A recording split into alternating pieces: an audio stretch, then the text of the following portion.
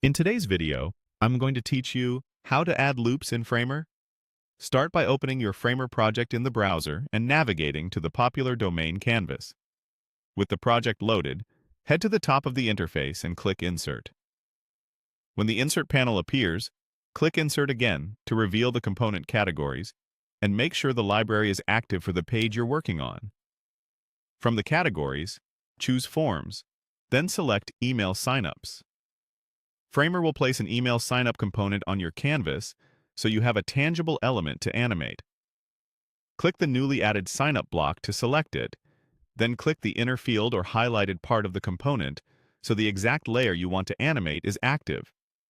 It's a good habit to confirm you're on the correct layer before adding motion.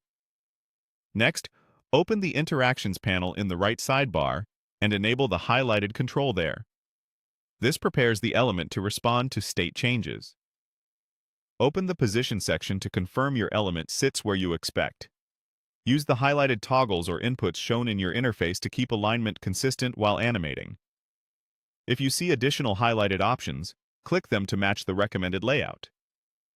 Move down to Effects and turn on the highlighted settings.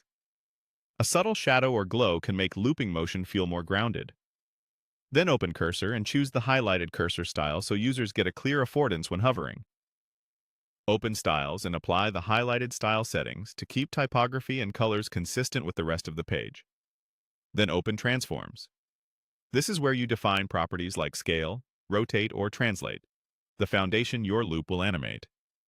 Click the highlighted controls to enable the transform values you want to animate. Now, open the Loop section. Click the highlighted options to activate a continuous animation.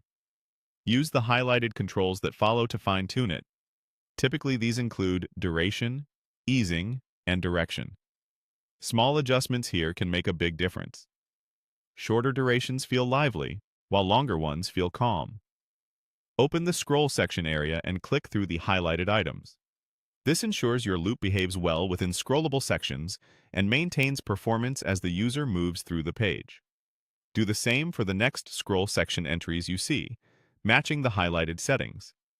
If you use custom logic, open code overrides to view the available hookup points.